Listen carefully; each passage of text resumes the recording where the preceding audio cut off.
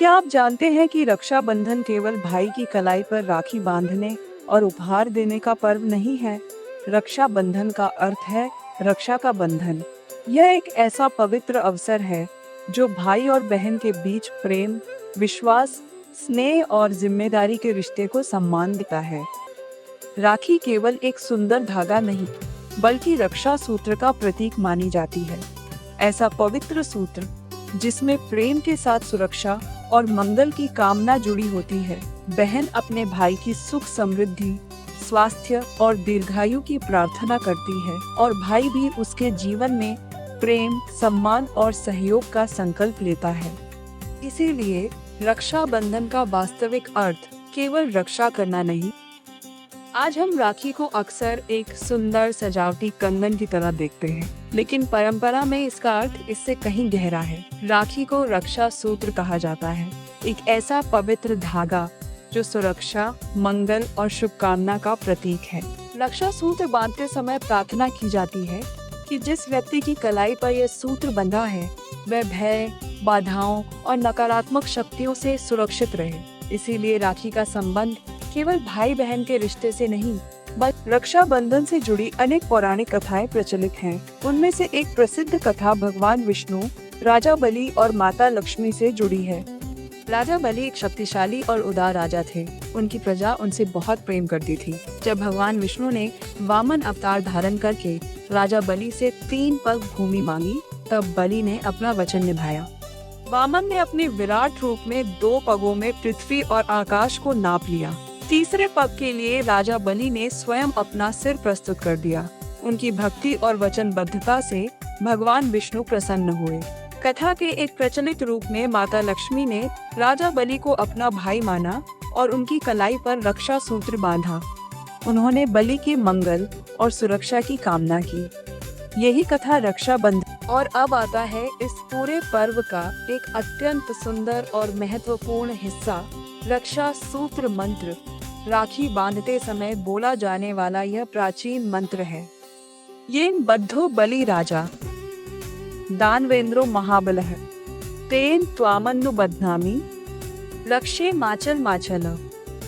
इस मंत्र में राजा बलि का स्मरण करते हुए रक्षा सूत्र से प्रार्थना की जाती है कि उसकी रक्षा शक्ति दृढ़ बन रहे। बहुत से लोग राखी तो बांधते हैं, लेकिन इस मंत्र के बारे में नहीं जानते।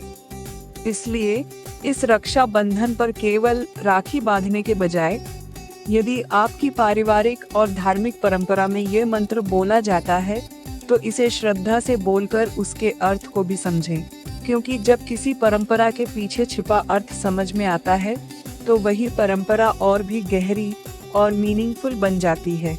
इस मंत्र का भाव बहुत सरल और सुंदर है। जिस पवित्र रक्षा सूत्र से महान राजा बलि बंधे थे, उसी रक्षा सूत्र से मैं तुम्हें बांधती हूँ। हे रक्षा सूत्र, तुम स्थिर रहो, कभी विचलित मत होना। इसमें केवल भाई की रक्षा की बात नहीं है, यह एक ऐसी प्रार्थना है जिसमें सुरक्षा, स्थिरता, स्वास्थ्य और मंगल की भावना। जब बहन भाई की कलाई पर राखी बांधती है तो वह मन से यही कामना करती है कि उसके भाई का जीवन सुरक्षित और सुखी रहे। और भाई के लिए भी यह अवसर अपनी बहन के प्रति प्रेम, सम्मान और जिम्मेदारी को याद करने का है। इसलिए राखी का धागा छोटा हो सकता है, लेकिन उसके भीतर छिपी भावना बहुत बड़ी है।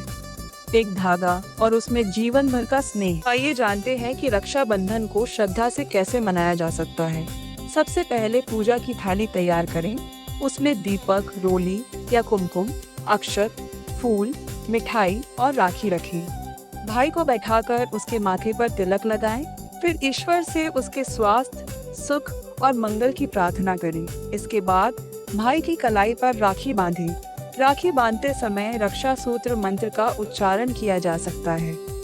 इसके बाद आरती करें और भाई के लिए शुभकामनाएं दें। अंत में भाई बहन एक दूसरे को आशीर्वाद, प्रेम और शुभकामनाएं दें और प्रसन्नता से मिठाई तथा उपहार बांटें।